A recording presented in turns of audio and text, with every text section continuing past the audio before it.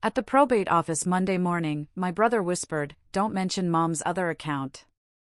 I folded the paper, looked up at him, and then I just stared. I didn't nod, didn't argue, didn't even breathe for a moment. The fluorescent lights hummed above us, washing everything in a dull, pale glow that made his face look older than it was.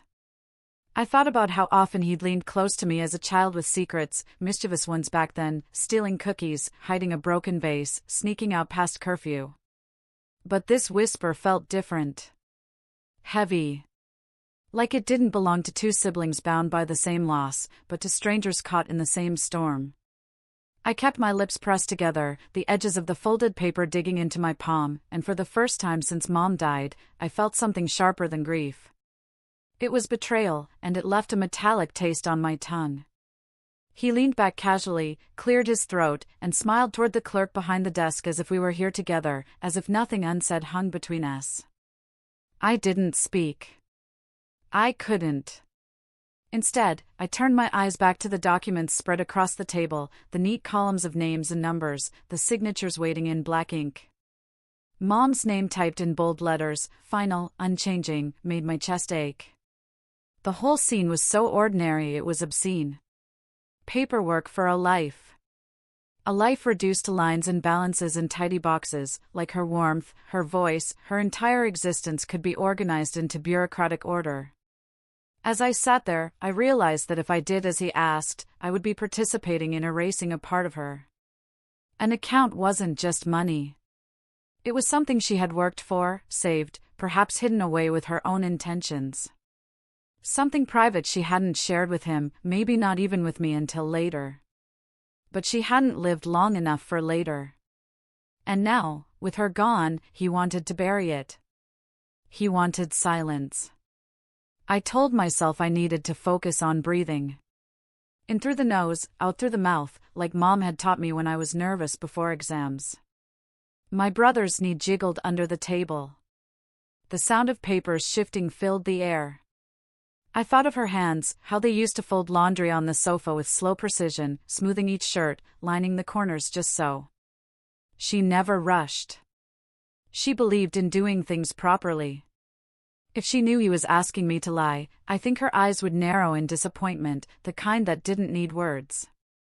That thought alone burned me deeper than his whisper. When the clerk handed me the pen, I hesitated. My brother shot me a quick look, sharp, warning, but also pleading. The kind of look that told me he thought this was justified, that families do things quietly for the greater good. I signed where I had to, but my hand shook slightly, leaving a faint wobble in the letters of my name. He noticed. He always noticed. We walked out together, the winter air pressing against our faces.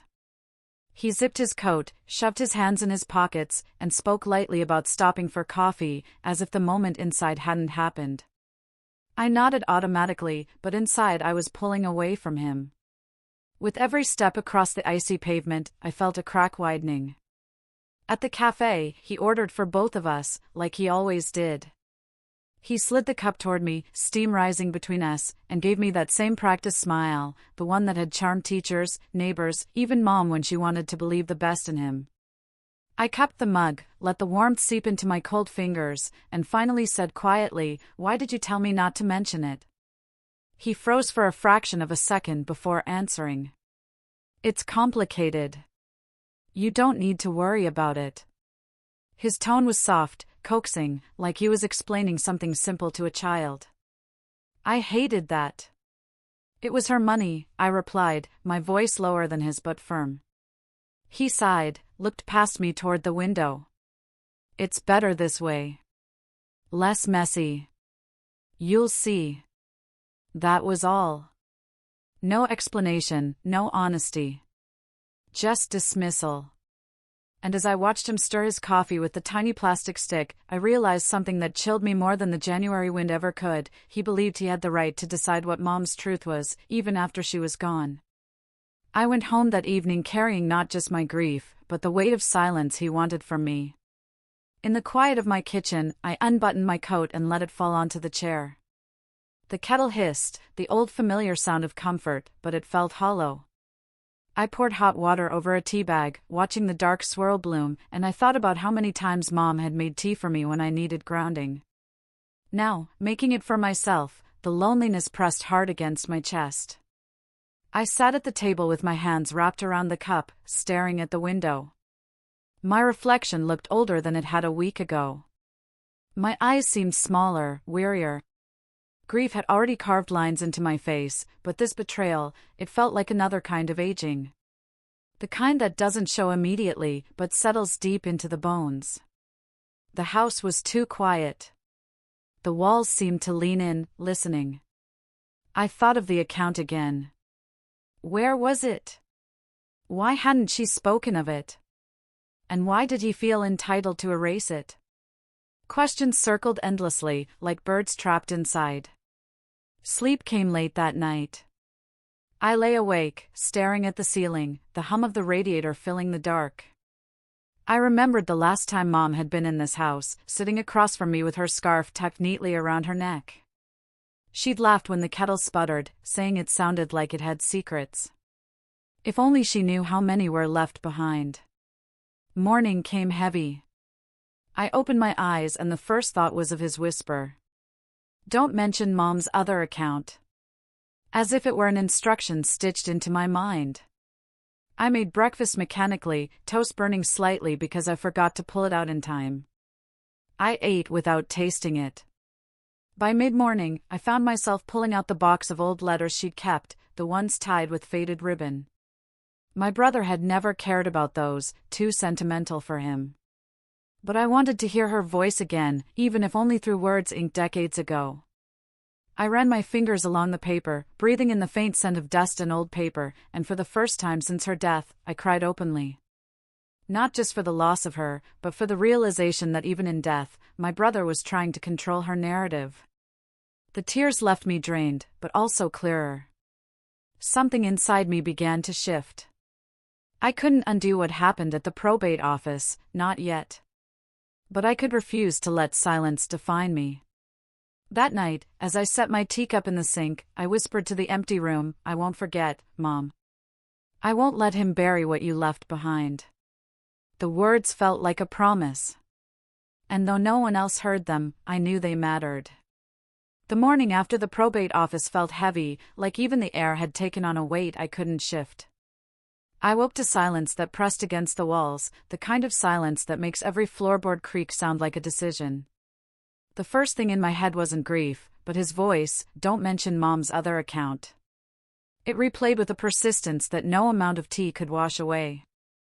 I went through the motions. Kettle on, bread in the toaster, dishes stacked from the night before. The rhythm of ordinary life felt like a disguise.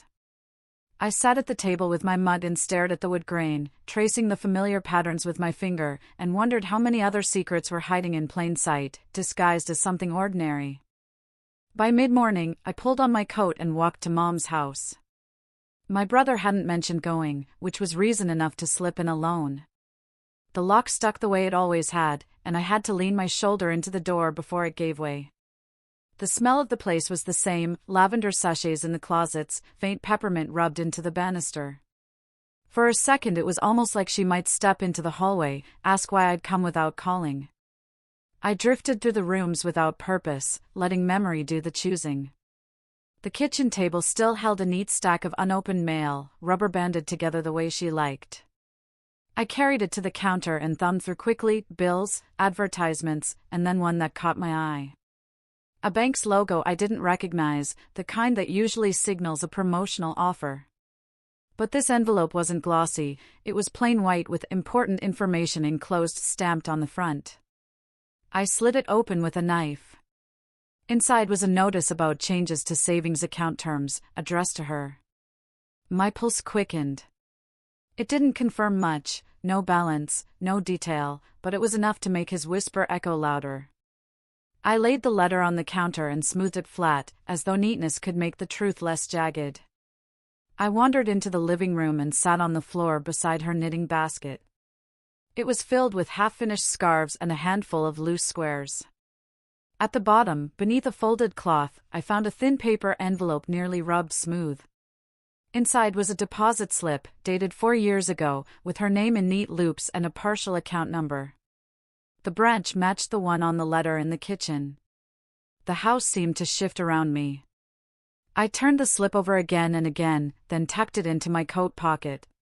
Whatever this was, it was real. It was hers.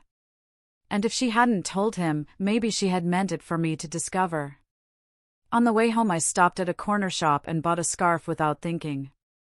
Deep blue, almost black, with a small snag near the hem. I looped it around my neck as I stepped back into the cold, and its weight felt oddly grounding, like something chosen, something mine. That evening, I opened the notebook Mom had given me years ago. On the first clean page, I wrote, "At the probate office, he whispered not to mention Mom's other account." Beneath it I listed the letter, the deposit slip, the branch name. Writing it down made it real, undeniable. Evidence I could hold against the erosion of memory. My phone buzzed. A message from him, "Are you free to talk about next steps?" I stared at the words. Next steps. As if grief were a process you could check off in phases. I typed back, "Not tonight." He sent a thumbs-up emoji, casual as always, as though the day before hadn't altered everything between us. Sleep was shallow. I woke before dawn and found myself standing at the window, scarf wrapped around my shoulders, staring at the pale outlines of houses across the street. I thought about her handwriting, the way she always pressed harder on the first letter of a word, as if to anchor it. I wondered if she'd meant for me to find these pieces, or if I was trespassing into corners she'd wanted to keep private. Later that morning, I went back to the kitchen in her house and dug through the drawer where she kept notepads and lists. Grocery reminders, clipped recipes, phone numbers scrawled without names. At the very back, folded inside an old recipe card for winter cake, was a small index card. On it she had written in pencil, "Remember December." Below that, the same branch name and a partial number matching the slip in my pocket. My hands trembled as I held it. There it was. Proof she had left a thread for me to follow. Proof she wanted me to know. I pressed the card into my notebook when I got home and felt something shift inside me, not a victory, not yet, but a quiet sense of being trusted. He could pretend it was nothing, a nuisance to ignore, but I knew better. That night he called. His voice was smooth, measured, almost too casual. He asked what I'd been doing, and I told him plainly, I'd been to the branch. The silence on the other end was louder than any argument. "They confirmed it," I said. "An individual account in her name." He exhaled sharply. "You shouldn't have gone without me. You're making this complicated." "It was already complicated," I said, my voice steady. "You made it so when you told me to lie." His silence stretched, then he softened his tone. "I'm just trying to protect us. Taxes, paperwork, timelines, you don't need the stress." "What I don't need," I said, "is to be kept in the dark." The line went quiet, and then he muttered something about handling it later, about not dragging things out. We hung up, and I stood in the kitchen for a long time after, staring at the kettle, listening to the silence thicken. I boiled water, poured it over tea, and whispered into the empty room, "I won't let him bury what you left behind." The steam rose between my hands, and the words felt like a promise. The morning after our call, I woke with the blue scarf still looped around my neck. I must have fallen asleep with it on, because the wool left faint lines pressed into my skin. I lay there for a long while staring at the ceiling, the silence stretching across the room like a heavy sheet. For the first time since Mom died, I didn't feel only grief. I felt something else, sharper. Not anger exactly, though that came and went in waves, but a quiet refusal. A refusal to be managed. I made tea and sat at the kitchen table with my notebook open in front of me. The index card she had written, "Remember December," lay pressed between the pages. I touched the faint pencil marks and thought about how deliberate her handwriting always was, even when she wrote in shorthand. She must have known the words wouldn't be clear to anyone but me. My brother would have tossed the card without a glance, seeing it as clutter. But I knew her. I knew she wanted me to find it. The day outside was raw and gray. I decided to walk to the branch again, not to press for details, they had already told me more than enough, but to let them know I was present. Visible. That I would not be brushed aside. The clerk from before recognized me. She offered a polite smile and asked if I had brought the paperwork. I told her I was still gathering it. She nodded, as though she understood, and said, "Take your time. We'll be here." That sentence lingered with me as I stepped back onto the wet pavement. We'll be here. She couldn't have known how much those words mattered, how much steadiness they gave me in the middle of all this shifting ground. I wrapped the scarf tighter around my neck and let the drizzle cling to my hair as I walked home. My brother texted in the afternoon, "Realtor wants to schedule photos next week. Okay with you?" I stared at the message. The house, with its lavender sachets and knitting basket, wasn't a property to me. It was her. Her presence still lived in the coat on the peg, the recipes tucked into books, the smell of peppermint on the banister. Photographing it for strangers felt like stripping away the last fragile layer of her. I typed back, "Not yet." He didn't reply for hours. When he finally did, it was one word: stalling. I set the phone down and let the word hang in the room like smoke. He could call it stalling. I called it honoring.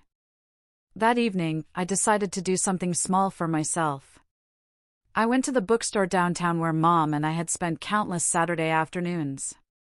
The shop still smelled of paper and dust and that faint sweetness of ink. I wandered the aisles without purpose until my eyes fell on a plain journal with a dark green cover. I bought it without hesitation. Back home, I copied the notes from the hydrangea notebook into the new one, dates, details, every word he had said to me. It felt like doubling the record, ensuring the truth could not be erased. The next few days moved slowly, filled with small tasks. I cleaned the kitchen, sorted the pile of laundry, repotted the plant by the window. Each action steadied me, like building a scaffolding out of routine. But beneath it all, the unease hummed. On Thursday, Aunt Lorna called. Her voice was gentle, worn down by weeks of her own grief. After a few minutes of small talk, she said, he stopped by Mom's house again. Boxes in hand. The anger rose in me immediately. Without me? He said he was just trying to get things moving, she replied. But I told him to come back when you were there. He looked surprised. Thank you, I said, meaning it. There was a pause. Then she added, "You know, your mother mentioned once that she had put something aside. She called them her squirrels. Said she didn't want them to starve come winter." My throat tightened. She said that? She did. I think she meant money. She didn't explain much, but she seemed relieved to tell me, like she just wanted someone to know. I sat there clutching the phone, feeling tears prick at the corners of my eyes. Even in her coded way, Mom had left clues, and I wasn't imagining them. After we hung up, I walked to her house again. I wandered through the rooms until I found myself standing in front of her sewing cabinet. The drawers smelled faintly of cedar. Tucked beneath a stack of fabric was another folded note in her handwriting, "Keep looking forward, not down." It wasn't an account number, nothing practical, but it felt like something she'd written to steady me. I slid it into my coat pocket beside the deposit slip. That night, my brother called. His tone was brisk, professional. He wanted to schedule another probate meeting. I listened silently as he spoke, then finally said, "I've consulted an attorney." The silence on his end was sharp. Then he laughed once, cold and short. "Since when do you hire lawyers?" "Since you asked me to lie," I said. His voice hardened. "You're going to make this a fight, aren't you?" "No," I replied. "I'm going to make it fair." He muttered something about delays, about costs, about how impractical I was being. Then he ended the call without goodbye. I set the phone down and felt my heart hammering, but also lighter somehow. Saying it aloud, naming the boundary, had carved a space around me I hadn't realized I needed. The next morning I met with the attorney, a calm woman with short hair and clear eyes. She let me tell the whole story without interrupting. When I finished, she asked, "What is it you want most?" The question startled me. No one had asked that. Not my brother, not even myself. "I want to do right by her," I said slowly. "And I don't want to be silenced." She nodded. "Then we'll make sure nothing moves without both signatures. We'll slow this down. Transparency is your protection." Her words steadied me. She explained each step carefully, like she was laying stones across a river. By the time I left, I felt something I hadn't felt in weeks, a plan. On the way home, I stopped at the bakery and bought a loaf of bread I didn't need. I bought a postcard too, a drawing of a bird. That evening I wrote Mom's name on the back, not addressed to anyone, and tucked it into my notebook. It was useless, maybe, but it felt right. At night, before turning out the light, I wrote one more line in the new journal: "I will not be hurried out of what is true." The next week began with a phone call I almost didn't answer. My brother's name lit the screen as I stood in the kitchen with my hands damp from washing dishes. For a moment I considered letting it ring out, but habit, or maybe obligation, won. I pressed accept.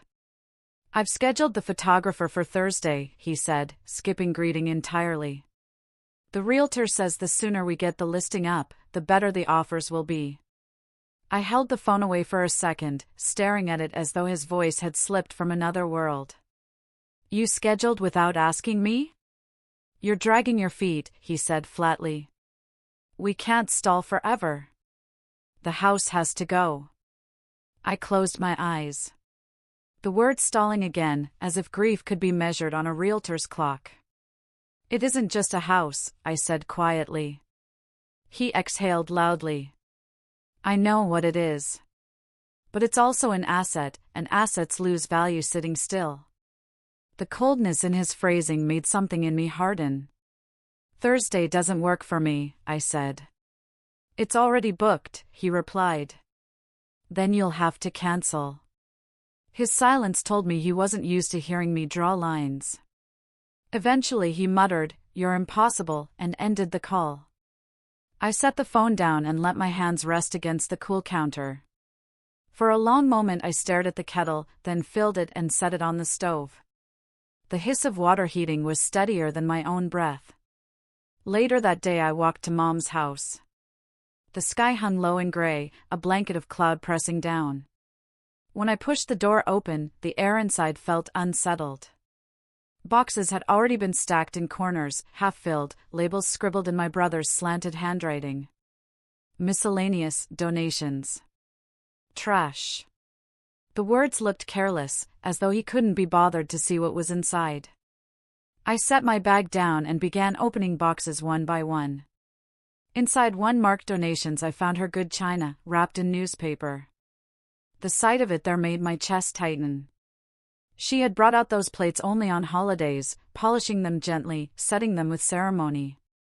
And here they were, crammed beside mismatched mugs as if they were nothing more than clutter. I lifted one plate, the white porcelain cool against my hands, and carried it back to the cabinet where it belonged. One by one, I returned each piece, smoothing the newspaper wrinkles as if they were insults to her memory. The front door banged open, and my brother stepped in, his arms full of flattened boxes. He froze when he saw me standing at the cabinet. "What are you doing?" he demanded.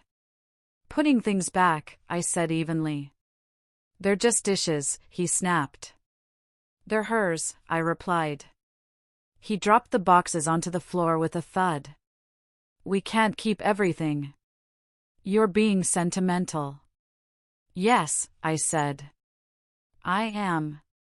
That's what she raised me to be." His face flushed.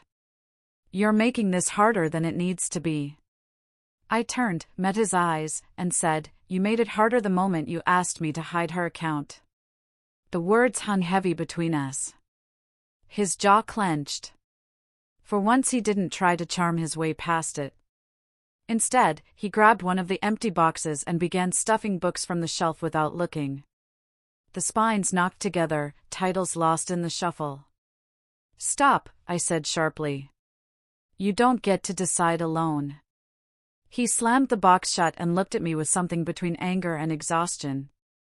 "Fine. Then you deal with it. See how far you get on your own." And with that, he left, the door rattling in its frame behind him. The silence he left behind felt different from the silence of grief. This one was raw, almost electric, like the air after lightning.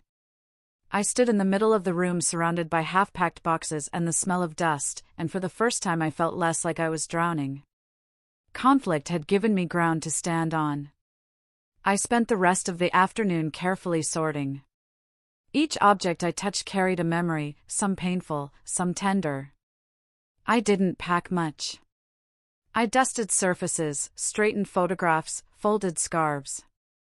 It felt less like cleaning and more like holding vigil. As dusk settled, I brewed tea in her kitchen, using her chipped kettle, and sat by the window. The street lamps flickered on one by one. My reflection in the glass looked tired, yes, but also steadier than it had a week ago. When I finally locked the door and stepped back into the night, I pulled the blue scarf tight around my throat. The wool scratched faintly against my skin, a reminder that something chosen can carry you through even when nothing else feels sure. Back home, I opened the green journal and wrote down every detail, the boxes, the china, the argument. I copied his exact words, "You're making this harder than it needs to be." I wanted them recorded, not only so I wouldn't forget, but so I couldn't be convinced later that I'd imagined them. The next morning, my attorney called. She'd spoken with his lawyer and confirmed what I had suspected. He wanted everything expedited, signatures rushed, documents pushed through before questions could settle. "You have the right to slow this down," she reminded me. "Don't sign until you're ready." Her calm steadied me. After the call, I made myself breakfast, eggs, toast, nothing elaborate, but I sat at the table and ate it slowly, refusing to rush. It felt like a small rebellion, but one entirely mine. That evening, as I was pulling the curtains closed, my brother called again. His tone was clipped. "The realtor's annoyed. You're holding up the process." "I'm not holding anything up," I said. "I'm making sure we do this properly." "You don't trust me," he said flatly. I hesitated, then told the truth. "No. I don't." The silence that followed was colder than shouting. Finally he said, "Fine. Do it your way. But don't come to me when it falls apart." He hung up, and for the first time, I didn't feel the sting of his dismissal. Instead, I felt something like freedom. Later, sitting in the quiet, I thought of Mom's note tucked in the sewing cabinet, "Keep looking forward, not down." I repeated the words aloud, testing them in my own voice. Forward. Not down. I closed the journal, slid the bolt across the door, and made tea. Steam curled up into the dim light, and I whispered into it the same promise I had made before: "I won't let him bury what you left behind." By the time Thursday arrived, the day my brother had insisted the photographer come, I was already at Mom's house before the sun fully rose. The street was still damp from rain, the air carrying that metallic smell of wet pavement. I unlocked the door with deliberate slowness, stepped into the hallway, and pressed my hand against the wall where she had hung a picture of us as children. Inside, the boxes still leaned where he had left them, their cardboard sides sagging under the weight of carelessness. I walked through each room slowly, touching what I needed to touch, listening to the quiet. I made tea in her chipped kettle, just as I had the night before, and sat at the table with the steam warming my face.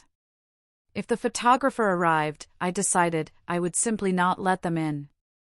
Some doors stayed closed until the right time. The knock came at 9:30. Not the photographer, him.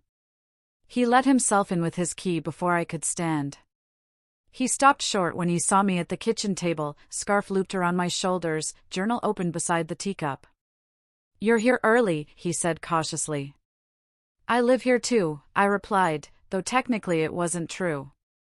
It felt true enough. He set his bag down on the counter.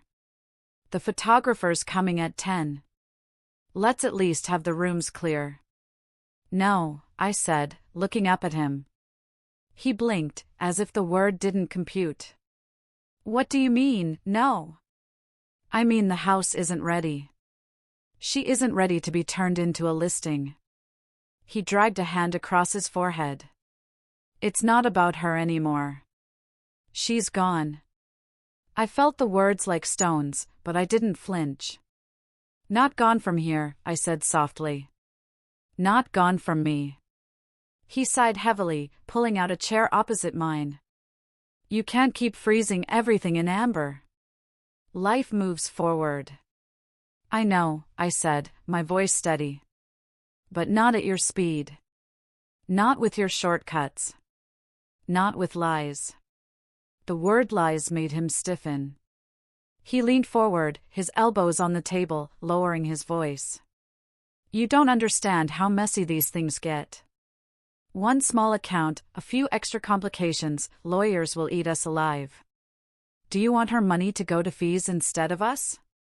It's not about fees, I said. It's about honesty. About respect. His jaw tightened.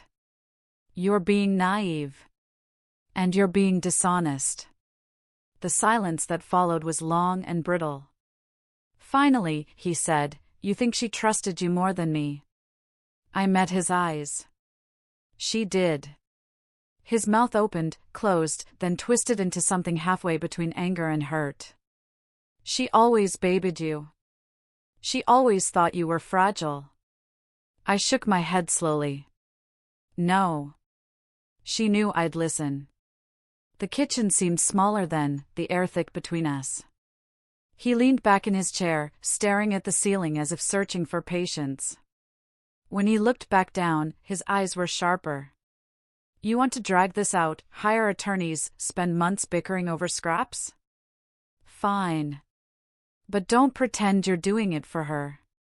You're doing it to punish me. I felt the heat rise in my cheeks, but I kept my voice low. No. I'm doing it so I can look at myself in the mirror when this is over. Can you? That struck him. He flinched, barely, but enough. His face hardened again almost instantly. You've always been self-righteous, he muttered.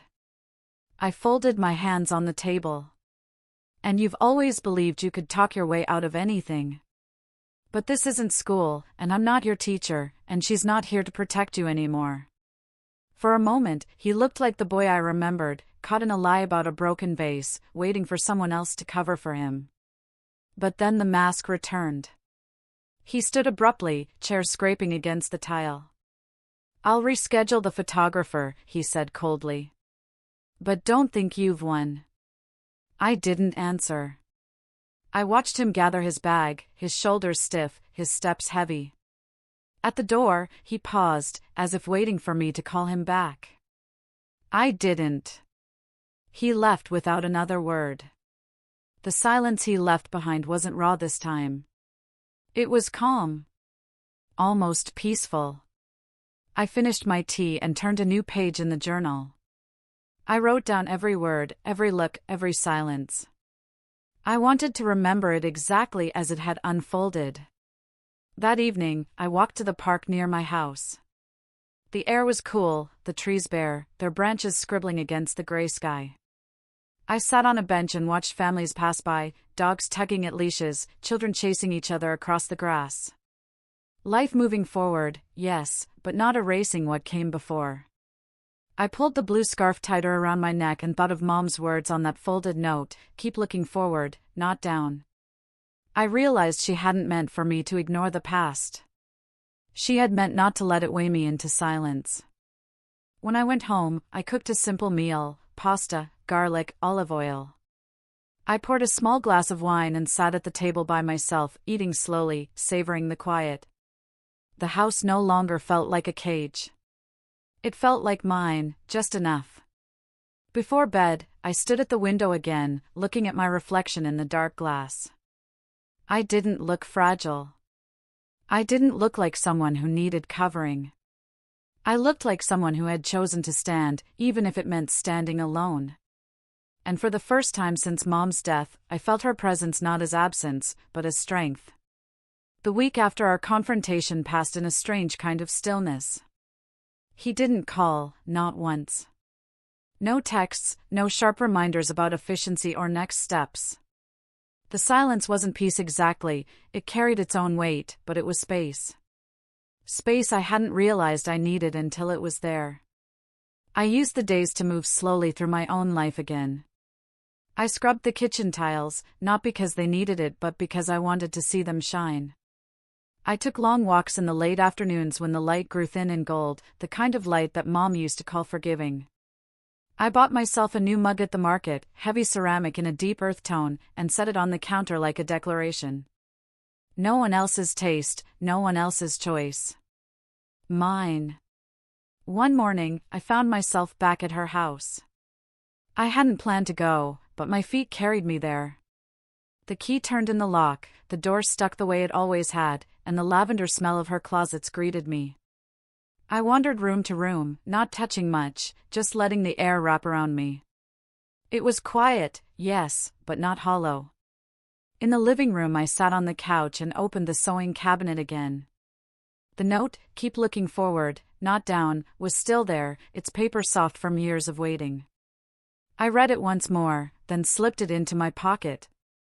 Not to hoard, but to carry, like a small lantern I could light when the path grew dim. The phone buzzed in my hand. His name. I let it ring once, twice, 3 times before I answered. "We should meet," he said. His voice was tight, clipped. "Too much is hanging over us." I hesitated, then said, "All right."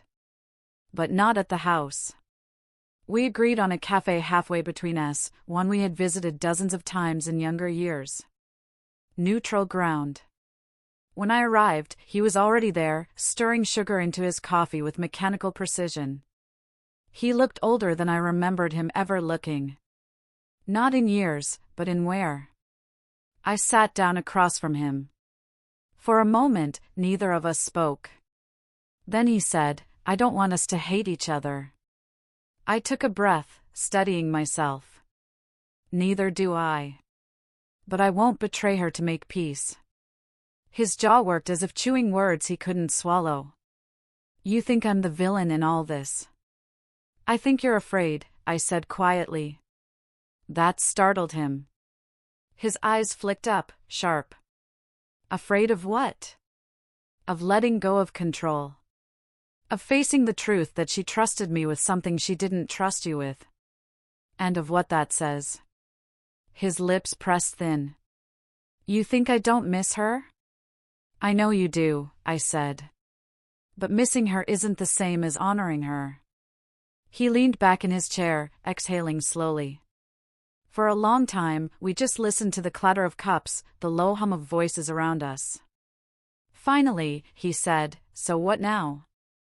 "Now," I said, "we do this properly. With attorneys. With transparency. Slowly, if that's what it takes." He shook his head, half in disbelief, half in resignation. "You've changed." "No," I said. "I've stopped agreeing just to keep the peace." That landed. His shoulders slumped slightly, as though some hidden weight had shifted. He nodded once, almost imperceptibly. We finished our coffees in silence. When we stood, we didn't hug, didn't promise anything. But as we walked out into the street, he didn't stride ahead the way he used to. He walked beside me, just for a block, before turning off without a word. That evening, back home, I wrote it all down. His face at the cafe, his words, my words. I wrote until my hand cramped, because I wanted the memory sealed, not blurred by time. When I finished, I closed the journal and set it on the table. I lit a small candle beside it, not for ritual, not for drama, but because the soft light felt like company. I poured myself a glass of water, sat back in the chair, and let the quiet settle. Days turned into weeks. The paperwork came, slow and endless, just as the attorney had warned. Forms to sign, letters to send, signatures to notarize. Each step was deliberate, and though it tested my patience, it also affirmed something inside me: nothing would be hidden now. My brother and I spoke only when necessary. Short, clipped exchanges, always about logistics. The sharpness between us dulled, not into warmth but into something workable. We would never be what we were as children, whispering secrets under blankets, but we had drawn a new map, one with clear borders. One evening, I found myself in the kitchen with the blue scarf still wrapped around my shoulders, long after the cold had passed. I caught sight of myself in the dark window, the reflection steady, grounded. I whispered into the glass, as I had so many times before, "I won't let him bury you." But the words felt different now. Less a promise to her, more a promise to myself. The scarf slid against my skin, warm and familiar. I realized I didn't need to wear it for her anymore. I wore it for me. The final document arrived 2 months later. The account, the one he had tried to hide, was listed in full. Not enormous, not life-changing, but real. Real enough to matter. Real enough to prove that I had been right to hold on, right to resist silence. I read through the numbers, the dates, the details. At the bottom, her name. Typed, final, but still hers. I pressed my finger to the paper and let the tears come, not sharp this time, but soft. Relief more than grief. That night, I took the notebook, the deposit slip, the recipe card with "Remember December," and the folded note from the sewing cabinet. I placed them together in a box, lined with one of her scarves, and set it gently on the highest shelf of my closet. Not hidden, not erased. Preserved. I sat down with a fresh page in the journal and wrote my last note on the matter: "It is finished, but not forgotten." Then I closed the book, made myself a cup of tea, and carried it to the window. Outside, the street was quiet, the lamplight steady. I lifted the cup in a small toast, to her, to myself, to the truth we had kept alive. And as I drank, I felt it, not victory, not triumph, but something quieter, deeper. A kind of peace that came not from winning, but from refusing to lose myself. When I finally went to bed, I slipped the blue scarf from my shoulders and laid it across the chair. I didn't need it pressed to my skin anymore. Its weight in the room was enough. And in the hush before sleep, one line rose in my mind, clear and steady: "I will not be hurried out of what is true."